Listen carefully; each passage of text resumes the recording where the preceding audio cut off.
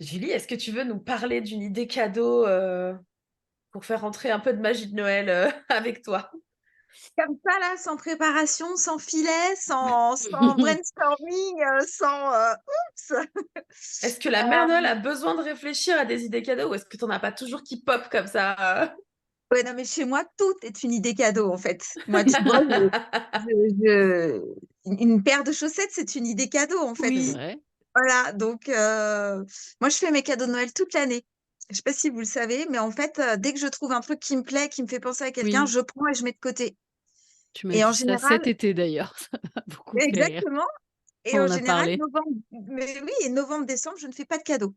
Voilà, parce que du coup, ça m'évite la foule. Mmh. Je supporte plus les gens dans les magasins, donc voilà et comme j'ai déjà tous mes cadeaux de Noël, c'est très bien, en fait. Peut-être que si elle Hem, était là, la première partie du podcast, en fait, Julie, elle aurait été dans la même. dans Bah, la on même aurait rajouté un élément à la dépression, quoi. dans la même dépression, c'est quoi qui vous met en dépression? C'est les gens dans les magasins? C'est, Ouais, Non, on parlait, on parlait de ça aussi à un moment donné. Ouais. on disait qu'on avait du mal à trouver l'esprit de Noël cette année, qu'on avait du mal à se mettre dans le mood. bah, c'est pas faux en vérité. Ah! Même toi? Ouais, alors ouais, mais tu sais quoi? Alors déjà le temps, parce Ouais. que moi, passer Noël au soleil et sous la chaleur en étant en t-shirt, c'est pas dans ma conception en fait. Voilà, donc je veux du froid s'il vous plaît. Je vais pas demander de la neige, je suis dans le sud, mais au moins du froid et de la pluie pour que je puisse boire des chocolats chauds. Et il règne une atmosphère un peu bizarre quand même, voilà, sur la terre en général. Donc c'est vrai que c'est compliqué, mais néanmoins, Noël quoi. Voilà, Noël. Ouais. Noël. Always and forever, Noël. Est-ce que vous avez d'autres idées cadeaux comme ça de Moi, j'ai côté? des idées d'activités pendant les vacances. Ah, c'est Ah cool ça. cool! Parce que je me suis dit qu'on était 5, donc il y allait avoir beaucoup d'idées de cadeaux et je me suis dit: «Le truc qu'on va pas proposer forcément, c'est des activités à faire, du coup un peu atypiques pendant les vacances». Alors j'ai évidemment pris des trucs que moi j'aime bien faire aussi, hein, voilà. Oui, c'est le Alors il y but en a quand même. une à faire tout seul ou à plusieurs, mais tout seul, en fait, je l'ai pris parce que c'est une activité qu'on peut faire tout seul et il y en a une à faire à plusieurs qui rejoint un peu, du coup tes illustrations Alexandra, ça m'a beaucoup fait rire. La première, du coup, c'est un livre que j'ai acheté à mon fils, cet été, pour son anniversaire et en fait, on l'a pas Les fait parce que fameux. oui, on l'a pas fait parce que, du coup, on n'était pas dans le mood. En fait, c'est des trucs qu'on aime bien faire, quand on est un peu enfermé à la maison et que, ben, du coup, pour s'évader, on fait ça. Le fait est qu'effectivement, jusqu'à la fin de l'automne, il faisait chaud, il faisait beau, donc ben, on n'était pas dans un mood de faire ça. C'est du coup des livres dont tu es le héros, et donc là, c'est La forêt ensorcelée. J'ai pris celui-là parce que c'est un univers qui, lui parle un peu plus. Il y en a, 3 ou 4 je crois, ouais, il y a Le Château oublié et il y a, un truc en Égypte aussi avec des momies. Et du coup, c'est un vrai, alors attendez, je vais sortir le marque-page parce que là, pour l'instant, ça sert à rien. Mais c'est un vrai truc d'aventure où vous avez les fiches personnages, du coup, ici, à remplir. Et du coup, vous suivez, c'est un livre dont vous êtes le héros, donc bah, du coup, vous prenez juste un dé et vous lancez votre petit dé et après vous suivez l'histoire, du coup, selon, du coup, ce qui se passe dans l'histoire, donc ça, c'est trop cool. On l'a pas encore fait, donc je sais pas s'ils sont difficiles ou pas. Moi, j'aime bien, des trucs un peu, niveau intermédiaire en général. Il y en a pour les adultes aussi, je vous mettrai un lien, du coup, d'une saga qui est trop cool. C'est en plusieurs tomes en plus, donc vraiment on fait une aventure quoi, vraiment pour le coup.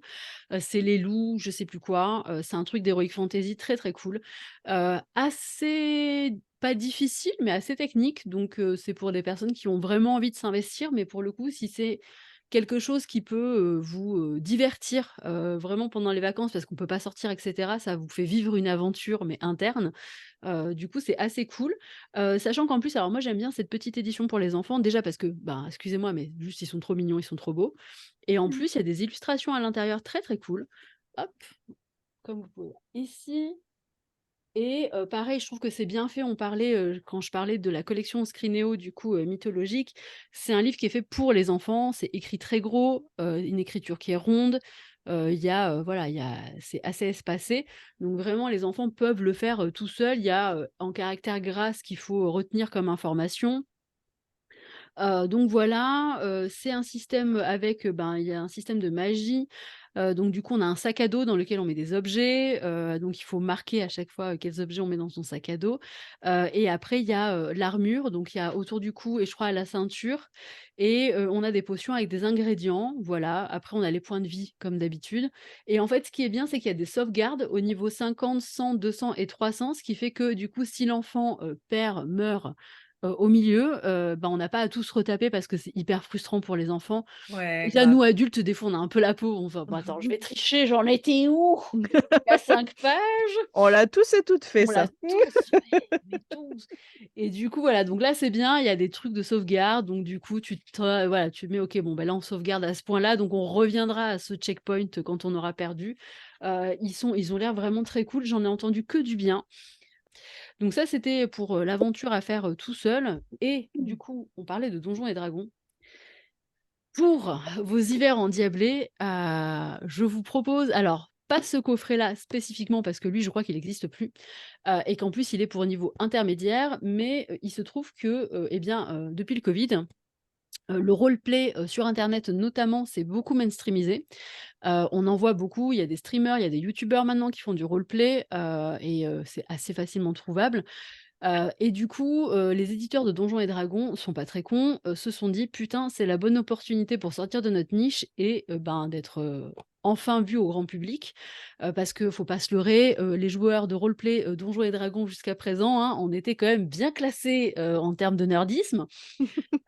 Et du coup, Donjons& et Dragons, ils ont vu vraiment l'opportunité de d'étendre, en fait, leur public et ils ont sorti des packs comme ça, donc des petites boîtes et il y en a un pack d'initiation. Donc si, c'est quelque chose qui vous a toujours un petit peu attiré, mais que vous vous dites: «Ça a l'air hyper compliqué», ils ont fait exprès de sortir un pack avec du coup des fiches de personnages déjà tout prêtes. Il y a 2 guides, un guide de maître du jeu, un guide de jeu pour vous expliquer toutes les règles et tout ce qu'il faut faire. Donc vraiment, c'est un truc pas à pas pour apprendre à jouer à Donjons& et Dragons et apprendre à jouer au roleplay de manière générale. Donc c'est pas compliqué. Je préconise quand même parce qu'ils mettent de 2 à 6 joueurs. 2 joueurs, on se fait un peu yèche quand même. Moi, je préconise à partir de 3-4, c'est bien. Si vous êtes plus, c'est encore mieux, vraiment. Voilà, vous pouvez, je sais pas, vous passez une semaine, je sais pas, dans votre famille, vous embarquez tout le monde et pendant une semaine, vous faites une aventure, c'est très cool. Pour le coup, les kits de prise en main, ils sont vraiment super bien expliqués, enfin, il y a pas de difficulté. Je sais que ça peut paraître un peu, impressionnant, du coup, le roleplay quand on connaît pas, surtout qu'on en a une image très, compliquée, en fait. Mais justement, ils ont sorti du coup des packs comme ça pour vous faciliter la vie. Dans celui-là, il est intermédiaire, donc par exemple les fiches personnages, elles sont à créer, donc c'est pour des gens qui connaissent déjà un petit peu le roleplay. Mais le pack d'initiation, lui, est vraiment, fait pour que vous connaissez rien à Donjons& et Dragons, vous pouvez démarrer une partie, quoi. Donc ça, c'est très cool. Les packs sont pas très chers, ils sont à une quinzaine d'euros en plus, vraiment, c'est pour des trucs d'initiation, je trouve que c'est assez cool et après, vous avez des packs, comme ça, pour, augmenter le niveau, voilà, aller un peu plus loin dans l'aventure pour après, vous prendrez les packs pour les pros comme on dit, un peu plus tard. Mais du coup, j'ai trouvé l'initiative vraiment très cool. Et le fait qu'ils aient pris un petit peu la balle au bond, de se dire: «OK, c'est en train de devenir un peu plus ouvert et il y a une brèche, en fait, faudrait peut-être qu'on s'insère pour pouvoir attirer les gens chez nous». J'ai trouvé ça très cool parce que, je sais à quel point, c'est hyper impressionnant pour en parler des fois avec des amis qui sont pas forcément dans le roleplay, qui n'y ont jamais joué. Le premier truc qu'ils me disent, c'est: «Non, mais c'est hyper compliqué, faut retenir plein de règles, machin, si on n'y a jamais joué, ça doit, prendre 8 semaines pour tout comprendre», alors qu'en fait, pas du tout. Et là, du coup, vous avez tout en main, enfin tout est préfet pour que vous ayez plus qu'à commencer une aventure, donc ça, c'est très cool. Voilà. Et j'ai pas Très précisé bien. d'ailleurs pour les petits, Hachette, je sais pas si je vais avoir le prix ici. Si, les petits livres comme ça coûtent, 15 €. Voilà. Donc pour une aventure, qu'on refait, 20 fois, 30 fois, c'est quand même assez cool. Donc voilà, c'était mes petites recos pour s'amuser pendant les vacances. Merci beaucoup. Et bah, de rien. Quelqu'un d'autre? D'autres idées, d'autres cadeaux, d'autres, activités? Non? Bon, je vous sors mon cadeau préféré alors. Les livres. Le livre. Ah, mais j'osais pas Oui. balancer des livres. Ah, d'accord, on va y aller alors Mais après. Ne bien bougez pas, je sûr. me lève. Est-ce qu'on a 2 heures? Je reviens. On va commencer rapidement par une continuité sur quelque chose dont j'ai déjà parlé au mois de septembre, je pense, au mois d'octobre. La Gazette des petites sorcières. La Qui nouvelle, du coup. ont la nouvelle, puisqu'en fait, quand on en a parlé, pour moi, elles avaient fait un tour de roue de l'année et c'était terminé. En fait, elles ont décidé d'en fait changer leur format et de s'auto-éditer via Amazon plutôt que de proposer ces petits OK. formats qu'elles avaient qui étaient vraiment liés au sabbat. Et là, de proposer la saison entière. Donc, il n'y en aura que 4 du coup dans l'année qui parleront. Là, pour le coup, c'est la version automne. Donc, qui va parler de Mabon et de Sowin. La version hiver devrait arriver sous peu. Mais d'avoir choisi ce format qui est alors toujours pas très épais, mais beaucoup plus du coup Oui. que les petites gazettes qui faisaient une dizaine de pages. Là, on est sur 40 pages. Ça va, c'est bien, hein? Ouais, toujours hyper joli au niveau des illustrations. Après, c'est leur... Oui. que ce soit Sarah ou que ce soit la Noix de Poussette, c'est des illustratrices, hein, en fait. Hein, c'est leur métier de base. Et je trouve ça chouette qu'elles aient pu proposer euh, un format où elles vont plus loin, en fait, dans leur travail. Par exemple, il y a toute une histoire qui fait 1, 2, 3, 4, 5, 6 pages, ouais, tout un conte autour de la période, donc toujours des recettes de cuisine, des recommandations de lecture ou de films à voir avec les enfants. Donc là, c'était pendant les vacances de la Toussaint, par exemple. Et je trouve que voilà, pour les enfants qui ont un goût pour la magie et dans lesquels on veut mettre le pied gentiment mais sûrement. Ça, c'est un format qui est hyper chou, hyper chouette. C'est du soutien, encore une fois, de personnes qui travaillent toutes seules et qui font tout toutes seules. Il y a des coloriages, il y a le super truc de points à relier là, en chiffres. J'adorais faire ça quand j'étais gamine. Mais avec un côté lié à la spiritualité, des petites idées de rituels, des petites idées de... Là, il y a quoi? Les horoscopes, voilà, pour la saison. Alors, ça reste un truc douillet à offrir aux jeunes grands-enfants. Ma fille, elle va avoir 8 ans là, bientôt. C'est exactement cette tranche d'âge, moi, je trouve, qui est visée là-dedans. Et offrir celui de l'hiver au moment de Noël, par exemple, ça peut être chouette. Ça peut donner envie, du coup, d'aller chercher les prochains. Et ça reste un tarif qui est hyper raisonnable. Je crois qu'on était à 15 € ou 14 € ou un truc comme ça. Il n'y a pas le prix derrière, mais oui, ça doit être ça. Qu'on peut leur commander en direct, qu'on peut leur commander par Amazon directement, comme toutes les personnes qui s'auto-éditent sur leur site. Après, au niveau lecture, je voulais vous parler. Alors, j'en ai rapidement parlé la dernière fois, mais je trouve que ça, c'est un beau cadeau aux personnes qui ne sont pas axées sur la spiritualité, mais à qui vous voulez quand même offrir un cadeau qui a du sens. Secret d'Étoile avait sorti ce livre, je crois que je l'ai montré la dernière fois, On a sur parlé, je crois.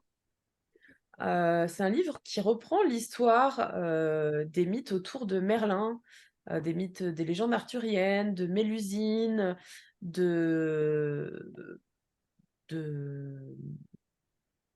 des animaux, de la forêt, etc., de tout ce qui englobe les légendes arthuriennes et les mythes autour de Merlin, hein, pour le coup, du dragon, etc., mais qui sont pas axés pratiques spirituelles, qui sont plutôt poétiques. Le chapitrage, je sais pas du tout si vous me voyez à l'envers ou Si, pas, si ça si, sert à non, quelque on chose que je voit à montre. Non, l'endroit. c'est bon. Voilà, il y a différents temps qui sont cités et à chaque fois, il y a une histoire qui est contée comme si c'était Merlin qui la racontait en fait. Et c'est très poétique, c'est très joli et pour les personnes qui sont curieuses de cette époque, je trouve que pour le coup, bah voilà, ça c'est un cadeau qui n'a pas la connotation je t'offre un bouquin de sorcière, et Mmh. en même temps qui est écrite par 2 autrices françaises qui travaillent chez Secret d'Étoile, qui ont écrit d'autres choses. Donc il y a un aspect qui est quand même lié à leur spiritualité dedans, et c'est une autre approche de la lecture de ce genre d'histoire et de mythes. Donc je trouve que c'est joli, et puis c'est un livre qui est très beau, qui a des illustrations qui sont quand même hyper travaillées. Que ce soit au niveau des personnages qui sont représentés. Le texte, c'est sur voilà, du papier un peu genre vieux grimoire, vieux livre. C'est un livre en dur, hein, c'est du livre relié. Donc voilà, je trouve que c'est un bel ouvrage à offrir pour les personnes qui aiment bien ces périodes. Et en fait, il y a beaucoup de monde qui aime bien les légendes autour de Merlin et des légendes arthuriennes sans forcément avoir envie d'aller plus loin en termes de recherche spirituelle. Mais je trouve que du coup, ça, c'est un cadeau un peu entre deux, et qui est un beau cadeau, en plus, qui est un joli livre qui coûte 24,95 €, qu'on trouve là en ce moment sur les tables facilement dans C'est les un grosses prix, enseignes de librairie. basique, ouais, de livres, Oui, de ces gammes de livres Mmh. en général. Et je termine avec mes 2 derniers, et après je passe la main au livre de Candy. Mais ça me tenait à cœur parce que on parlait des effets de mode tout à l'heure, que ce soit au niveau de la déco saisonnière, et cetera. Il y a aussi cet effet de mode pour les bouquins, et il y a aussi ces effets de mode pour les bouquins dans l'ésotérisme. Et il y a un livre que je n'ai pas voulu acheter l'année dernière pour cette raison-là, et une autre qui est encore plus pragmatique. Je ne voulais pas donner mon argent aux éditions Danaë. Les auteurs n'étant pas payés, je ne voulais pas acheter leurs livres à ce moment-là, Je puisque crois en fait, qu'entre je la savais vidéo que précédente que j'ai faite, plus le podcast de ce mois-ci, ils je sais prennent pas, je l'ai pas super regardé cher. moi, je suis désolée. Non, parce que du coup, je reviens dessus, attention. OK.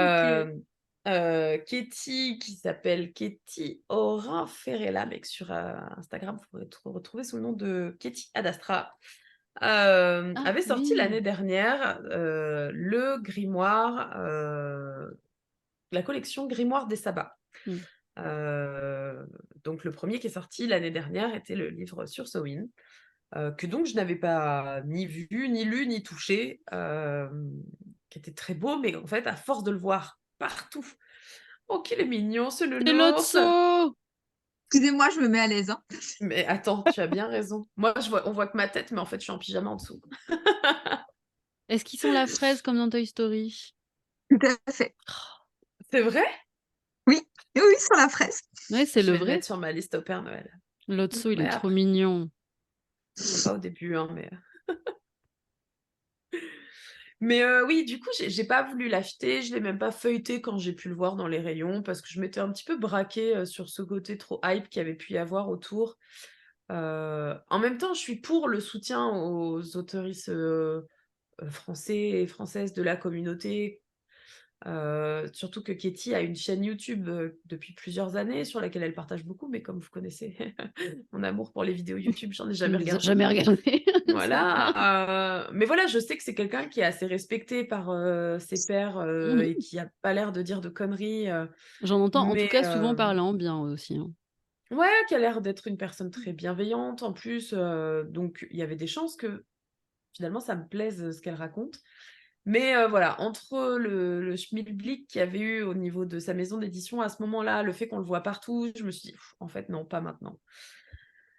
Et puis est arrivée la suite. La version dédiée à Yule, que quand il a été annoncé, on s'est mis à m'envoyer de toutes parts, hein, Bah encore oui. une fois.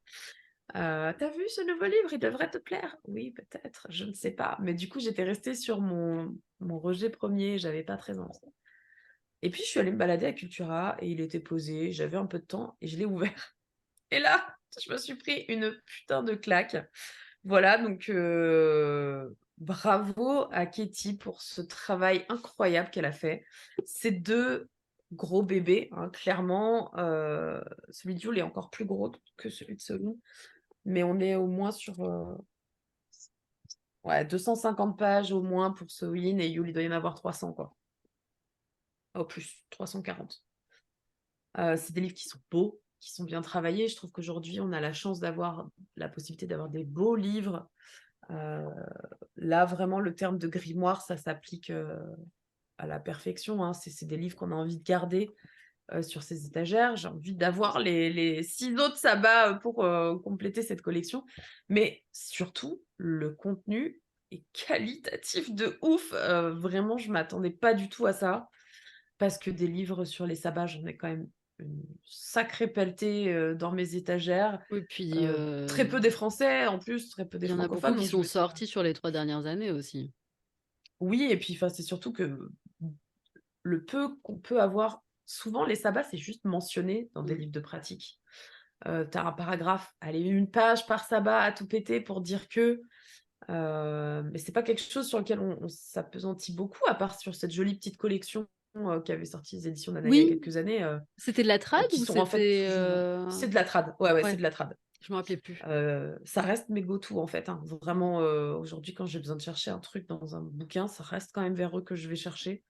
Après, il y a des choses qui sont beaucoup plus pointues, mais qui sont pas traduites. Donc, j'ai des livres qui sont plus poussés sur les origines des sabbats, mais c'est des bouquins anglophones. Ouais. Euh, et je m'étais dit, est-ce que j'ai pas déjà tout lu? Est-ce que j'ai pas déjà tout dans mes bibliothèques? Et en fait, vraiment, elle a fait un travail ahurissant de recherche et surtout de, d'avoir poussé le sujet au plus profond de chaque thème, que ce soit là j'ai ouvert le sommaire de celui de Yule où elle va parler autant des anciens mythes, de comment Yule s'est transformé en Noël, de toutes les étapes qui ont pu traverser ça, du système, non, putain, désolé, j'arrive plus à parler, on sent Ça que y ma est. voix commence à des lunes, de l'astrologie, des divinités, des plantes, et vraiment des recherches poussées sur chaque plante. Moi, j'ai été heureuse de voir toute une partie consacrée au poinsettia, par exemple. Comment travailler avec le bestiaire de cette période, que ce soit de Mmh. Samhain, que ce soit de Yule, des recherches vraiment poussées sur pourquoi le rouge-gorge a un lien avec Yule, par exemple. C'est pas forcément un truc qu'on va voir partout. Quelque chose au niveau de la magie des couleurs, de comment composer son hôtel. Bon, bah ça, on en trouve un peu plus facilement, mais de magie au niveau des plantes, des champignons, des arbres. Euh, et il y a toute une partie sur la pratique de la cuisine. Donc, dans chaque bouquin, hein, il y a une partie cuisiner pour tel sabbat et comment célébrer avec des enfants, puisque Katie est maman, je crois qu'elle a 2 petites filles. D'accord. Et ça, vous savez que c'est quand même un truc assez important pour moi d'avoir des idées pour célébrer avec ses enfants. Euh, Bon, à force, j'ai créé mes propres choses à faire avec mes Mmh. gamins, mais c'est toujours agréable d'avoir d'autres idées. Et puis surtout que ce soit représenté, en fait, quelque part. Et dans un bouquin qui est respecté maintenant, qui a un public très large, pas forcément des parents. Et il y a quand même un chapitre entier d'une trentaine de pages, quasiment, sur des activités, des choses à faire avec les enfants, quoi. Sur un bouquin de 350 pages, c'est quand même chouette de voir qu'elle a investi à ce point. De parler de la lumière, des pratiques divinatoires, qu'est-ce qu'on peut faire à telle période, pourquoi, leurs origines aussi. Et vraiment, elle a été faire des recherches hyper poussées sur des thèmes pas communs. En fait, voilà, je trouve qu'on ne retrouve pas dans beaucoup de bouquins. Il y a aussi tout un chapitre de suggestions en termes de lecture, de bibliothèque, de films, de musique. Et dans la partie bibliothèque qui est découpée en plusieurs sous-parties, il y a aussi bibliothèque par tranche d'âge parce qu'il y a aussi des recommandations de livres à lire avec des enfants, avec des ados, avec des adultes. Et j'ai trouvé vraiment que c'était une collection hyper chouette. Et vraiment, félicitations à elle d'avoir travaillé quelque chose d'aussi poussé. Parce que justement, je pense qu'on peut se dire, bah, c'est bon, on a vu, on en a des bouquins sur ces thèmes aujourd'hui. Il y Mmh. en a quand même beaucoup qui sont sortis. Et elle a réussi à faire quelque chose de différent et de pousser, quoi. Vraiment, ça, c'est des livres qui se lisent tout au long de la saison et pas forcément que pour le sabbat, quoi. On peut se préparer, voilà, sans sortir ses décorations un mois et demi à l'avance, mais en Bah commençant oui. à feuilleter son bouquin quand on commence à avoir envie de se mettre dans l'ambiance. C'est des livres qui font 22 et 25 euros. Et ça, pour moi, pour des personnes qui pratiquent et que ce soit des débutants ou des confirmés, parce que vraiment, il y a des choses hyper étonnantes là-dedans. C'est un beau cadeau. Voilà, c'est un beau livre. Ça peut donner envie de continuer la collection. Ça peut être un cadeau récurrent. Voilà, je t'offre celui-là à Noël cette année parce que c'est autour de Yule, mais à ton anniversaire l'année prochaine, je t'offrirai celui qui va sortir, etc. Et voilà, ça peut être une jolie continuité aussi de cadeaux à offrir à quelqu'un à qui on sait que ça peut toucher. Elle est missionnée pour faire tous les sabbats, là, du coup? Oui, OK. Donc ils vont tous sortir, au fur et à mesure de l'année, de façon échelonnée. Je sais OK. plus sur combien de temps c'est prévu qu'ils sortent, Ouais, c'est mais pas sur l'année, on est ah non, d'accord? non, pas C'est du tout. genre, Non, non, je sur crois que c'est quelques sur années 3 ou à 4 venir, ans. ouais. Ouais. Merci aux éditions Danae, du coup, que j'ai contactées, qui me les ont généreusement envoyées parce que donc pour la petite histoire, pour les personnes curieuses qui ont entendu, on en parle quand même par petites touches assez régulièrement depuis 1 an et demi, les éditions Danae, les anciennes éditions Danae Oui, faut quand même ont expliquer aussi le coulé, contexte, ouais. ont été rachetées par une plus grosse maison d'édition qui s'appelle Oui. Pictos, qui a repris le label des éditions Danae, qui essaye vraiment de faire un max pour remonter l'image qu'a pu Ouais, avoir ces redorer le blason. dernières années, voilà, les éditions Danae en elles-mêmes, euh, qui prennent plus soin de leurs auteurs. Malheureusement, c'est pas de leur fait, hein, mais donc voilà, tous les livres des éditions Danae qui ont été achetés sur l'année 2022, bah, les auteurs n'ont pas touché d'argent, donc autant acheter maintenant ces bouquins qui sont sortis peut-être il y a 1 an. Je pense à ça, je pense aussi au Voyage du Fou de Gulliver qu'on avait reçu Ouais. l'année dernière, ouais, enfin en fin d'année scolaire, quoi, Mmh. qui est un beau livre à offrir aussi à Noël pour les personnes qui s'intéressent au tarot, qui aiment les romans graphiques. Et, c'est une BD qui est drôle, qui a la patte Gulliver, donc en plus qui est pas sérieuse, et en même temps qui apprend des choses sur l'interprétation du tarot, qui est un beau livre, qui est un grand roman graphique qui fait aussi une trentaine d'euros, hein, je crois, Mmh. mais qui est un bel objet, et autant l'offrir cette année maintenant, parce que voilà, les auteurs vont enfin toucher l'argent qui leur est Il aurait dû dû. avec le travail qu'ils ont fait sur des bouquins qui sont sortis. Voilà. Pour moi, c'est des beaux cadeaux, et c'est le moyen de mettre en avant le travail d'auteuristes français et françaises qu'on essaye de rendre de plus en plus qualitatif, parce qu'il y a quand même eu une vague de parution de livres qui n'était pas ouf. On l'a dit plusieurs fois, Oui, hein, on s'en cache pas, hein, de toute euh, façon, on n'est pas, payé, quand la rémunéré par vague Danae, donc ESO est sortie, non, mais sans parler que de non, Danae, non, mais quand mais la tu vois ce vague que je veux ESO dire? On a toujours été a- honnête sur, quand, on n'est pas OK avec la qualité d'un livre, on le dit, en fait. Qu'on reçoive le livre ou mm, pas, ça change rien, complètement. Mm. on s'en fout un peu. Et puis, il y a eu beaucoup, beaucoup de sorties. Et en fait, pour Ouais, essayer de faire en sorte qu'il y ait beaucoup de sorties, bah, ils publiaient, les maisons d'édition, hein, de façon générale, publiaient oui. tout et n'importe quoi. Des choses qui n'étaient pas sourcées, des choses qui n'étaient pas Bah, de toute façon, travaillées. ouais, je crois qu'entre 2 ans et l'année dernière, il y a eu, c'était infernal, en fait. Enfin, Ouais. si on voulait, suivre toutes les maisons d'édition, tous les sujets, enfin, c'était trop et c'était trop pour être qualitatif, en fait. Mais c'est comme, dans tout, quoi. Là, on a des belles bibliographies avec voilà 2 pages de sources. Ça prouve que voilà, c'est quelqu'un qui a fait son Mmh. travail, qui a été chercher des sources dans d'autres bouquins. Et voilà, et je trouve que la vague de nouvelles publications ésotériques aujourd'hui sont quand même plus quali, parce que justement, ben, les autoristes français et françaises ont envie que l'image, elle soit pas dégueu, quoi. De dire, Mmh. bah, en fait, le seul truc qui est potable chez nous, c'est les traductions qui sont faites de bouquins Ouais. d'autres pays. C'est nul, quoi. Je veux dire, on n'est pas plus mauvais que les autres en France pour écrire des bouquins intéressants autour de la pratique magique ou sorcière ou païenne, ou voilà. Donc, autant aller chercher des bouquins intéressants. Mmh. Je pense au bouquin de Fraude dont on a parlé le mois dernier, que toi, tu as Ouais. lu Et c'était quoi cette moue Non, mais alors le travail de Fro, mais de toute façon, j'ai Oui, fait une oui, le vidéo travail dessus. éditorial a été Le moins. travail de Fro est excellent, le travail éditorial l'est beaucoup moins et ça met beaucoup moins en valeur son travail et ça peut forcer en plus des personnes à ne pas acheter son livre. Voilà, c'est tout ce que j'ai à dire. Ils ont pas été bons sur Peut-être un son jour j'irai voir ta vidéo. C'est pas sûr, non, non, mais mais tu as pas besoin d'aller la voir. De toute façon, mais tu oui, sais je très sais, on bien, en tu as a reçu déjà un parlé. texto, seconde 1 quand j'ai ouvert le livre. Mais Fabiola énervée. oui, j'ai dit beaucoup de gros mots, j'en suis navrée. Ma vidéo est beaucoup plus polie. Mais voilà, ils ont pas fait le boulot, tant pis. Ça arrive, hein, de toute façon, c'est pas Bah grave, oui, hein. bien sûr. J'espère juste que ça leur servira de leçon et que, bah, ils feront autrement la prochaine fois, quoi, parce que c'est con. Mais c'est pas Mais grave. ça reste un livre Ça par reste une un livre autrice à française avoir. et Et de non, mais qualité. puis non, mais même pas de qualité, c'est-à-dire que vous débutez pas ou vous êtes en errance spirituelle, vous le prenez, en fait. Faut même pas vous poser la question. C'est s'il y a un livre à avoir sur le relationnel avec l'invisible de manière générale, c'est celui de Fronox. Donc voilà,